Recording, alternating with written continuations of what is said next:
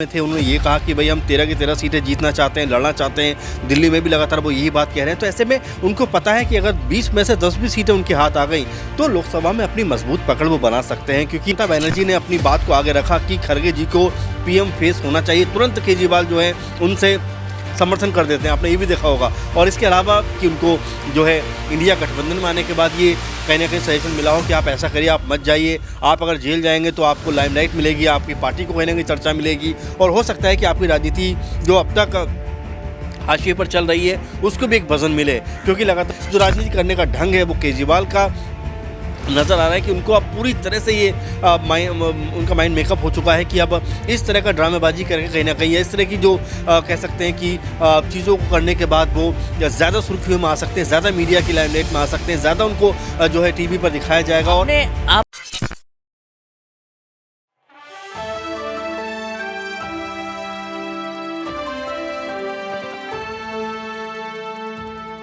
नमस्कार, आप देख रहे हैं नेक्स्ट 9 पॉलिटिकल बाइट। मैं हूं आपके साथ सिराज।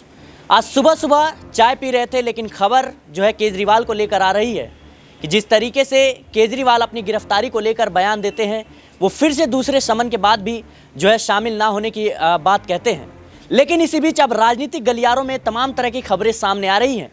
क्या इस गिरफ्तारी को दिल्ली शराब घोटाले के मामले में जो फंसते हुए नजर आ रहे हैं केजरीवाल और उनकी पार्टी, क्या अब उसको लोकसभा में भुनाने की प्रयास कर रहे हैं? और क्या केजरीवाल खुद चाहते हैं कि वो जेल में बंद हो जिससे उनको राजनीतिक लाभ मिल सके? ये तमाम जो सवाल है कहीं ना कहीं अब उठते हुए नज़र आ रहे हैं और केजरीवाल पर। और लोग जो है अब ये भी जो है अंदेशा लगा रहे हैं कि केजरीवाल इसके पीछे जो है काफ़ी शातिर तरीके से जो है राजनीति खेलते हुए नज़र आ रहे हैं। लेकिन सुबह सुबह हम आज चाय पर चर्चा करने के लिए, इन सवालों के जवाब जानने के लिए जो है हमारे साथ अमन सर मौजूद है। अमन सर, आपका बहुत बहुत स्वागत है।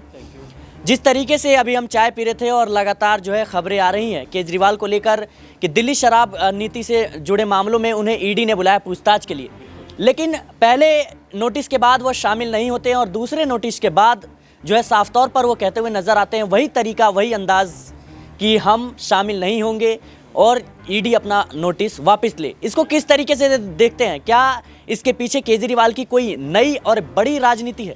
देखिए सिराज, बिल्कुल मुझे एक फिल्म याद आती है नायक, उसमें अनिल कपूर हीरो होते हैं और वो आखिर में एक बात कहते हैं कि मैं नेता नहीं बनना चाहता था, लेकिन आखिरकार आप लोगों ने मुझे नेता बना ही दिया। तो मुझे लगता है कि केजरीवाल शायद अब नेता पूरी तरह से बन गए हैं, उनको नेतागिरी आ गई है, दाव पेच आ गए हैं, कैसे किस चीज़ को प्ले करना है, कैसे इमोशनली कार्ड खेलना है उनको अच्छे से आ गया। क्योंकि दूसरी बार ये समन था और आज उनको पेश होना था, लेकिन वो निकल जाते हैं मेडिटेशन के लिए कि 10 दिन में बिताऊंगा और उसके बाद 30 को देखूंगा कि जाऊंगा नहीं जाऊंगा। तीसरा समन आता तो फिर मैं बात करूंगा। और वो बड़ी टालमटोल अंदाज में बात करते हैं कि अपना जवाब देते हैं, कहते हैं कि भाई मैं तो बड़ा ईमानदार आदमी हूँ, मैंने तो कोई गलती की नहीं है, आप बिला वजह मुझे परेशान कर रहे हो, जो समन आपने भेजा है उसको आप वापस ले लो। और जिस तरह से उनकी बातें हैं वो कहीं ना कहीं ये नज़र में आ रहा है कि वो ईडी को नज़रअंदाज कर रहे हैं, पूरी तरह से ईडी के सवालों का जवाब देने से बच रहे हैं, खुद ही सवाल और खुद ही जवाब देते हुए नज़र आ रहे हैं। और ये बात कहीं ना कहीं सिराज मुझे भी लग रहा है कि जिस तरह से वो चीज़ों को टाल मटोल कर रहे हैं, पूरी तरह से वो राजनीति करना चाहते हैं और ये चाहते हैं कि मुझे ईडी गिरफ्तार करे, उसके बाद शायद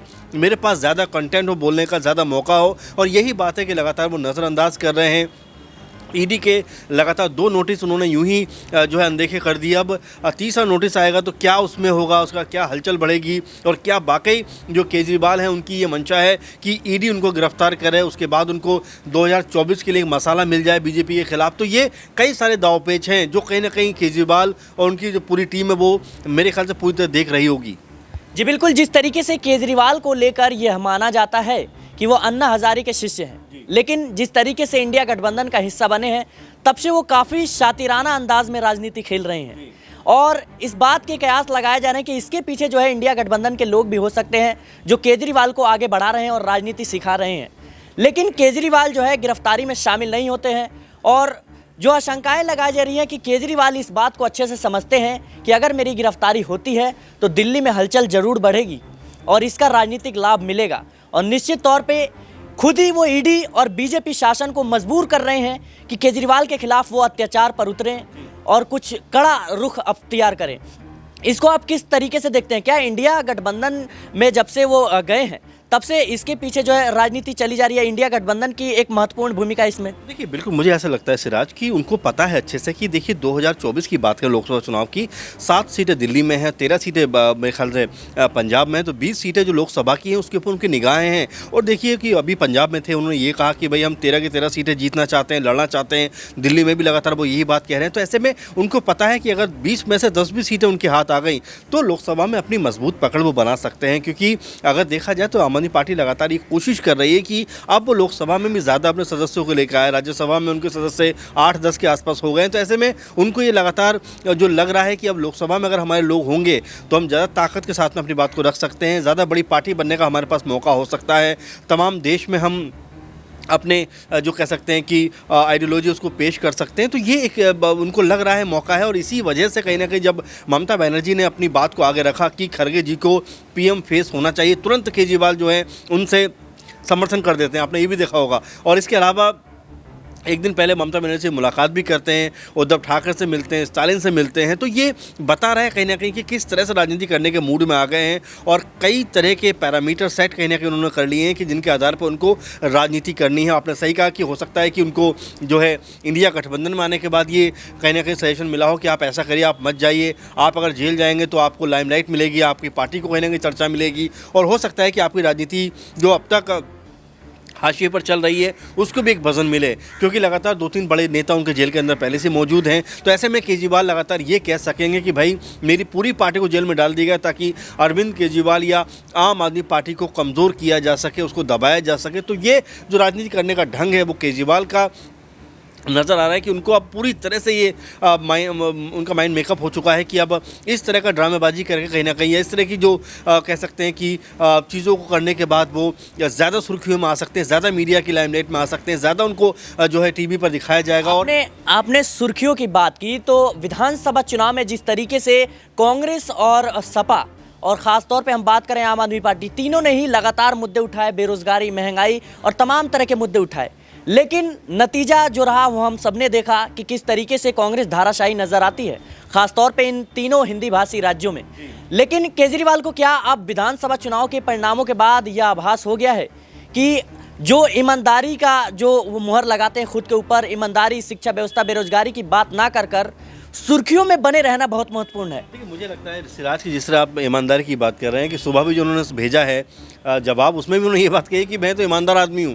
देखिए खुद से खुद की बड़ाई करना और खुद से खुद के बारे में ये बातें कहना बड़ा आसान होता है। लेकिन देखिए जब आपके ऊपर इल्ज़ाम लगें तो आपको ईडी के पास जाना चाहिए, बात करना चाहिए कि भाई मेरे ऊपर जो आपने आरोप लगाए हैं वो कोई नहीं है, मेरे घर में ऐसा कुछ नहीं मिला आपको, तमाम आप आके छापेमारी कर लीजिए, मेरे पास ऐसा कुछ भी नहीं है। तो ये चीज़ें करने के बजाय वो खुद से ही खुद को सर्टिफिकेट दे रहे हैं कि मैं ईमानदार आदमी हूँ, मेरे पास कुछ नहीं है। तो मेरे ख्याल में वो राजनीति करने का ज़्यादा अवसर ढूंढने का प्रयास कर रहे हैं। क्योंकि आपने देखा भी होगा दिल्ली में लगातार कैंपेन चलाते हैं कि भाई मुझे जेल से जाके जो है शासन चलाना चाहिए, या मुझे जेल चले जाना चाहिए, या मुझे इस्तीफा दे देना चाहिए। इस तरह की तमाम सारी बातें करें, कहीं ना कहीं वो राजनीति जो मोटिव है उसको वो दिखाने का प्रयास कर रहे हैं। और मुझे लग रहा है कि उनको इससे फ़ायदा भी होगा लोकसभा चुनाव में, और यही वो समझ रहे हैं कि अगर ये करेंगे तो उनको ज़्यादा फ़ायदा, ज़्यादा उनको मौका मिलता हुआ नजर आएगा।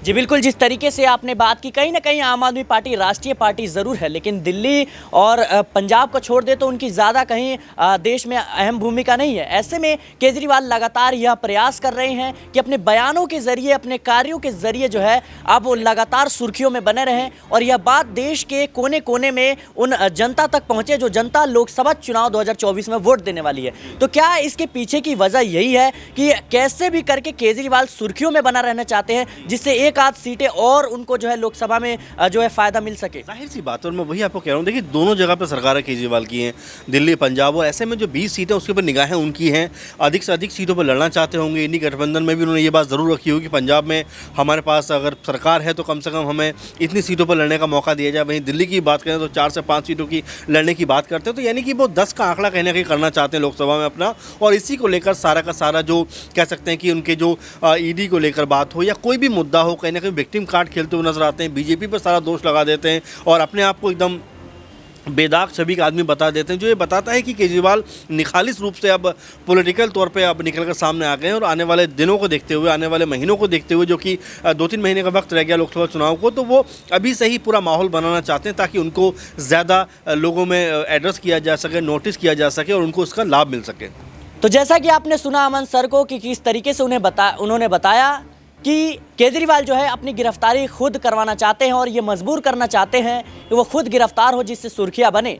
और गोदी मीडिया के इस दौर में केजरीवाल को अच्छे से पता है कि उनकी आवाज़ जो है वो कोई नहीं उठाएगा। ऐसे में सुर्खियों में बने रहना एक बहुत महत्वपूर्ण भूमिका है लोकसभा चुनाव के मद्देनज़र रखते हुए। लेकिन फिलहाल के लिए इस चर्चा में इतना ही। चाय तो ठंडी हो गई है लेकिन राजनीति अभी भी गर्म है। फिर मिलेंगे एक नई खबर के साथ, जब तक देखते रहिए आप नेक्स्ट 9 पॉलिटिकल बाइट।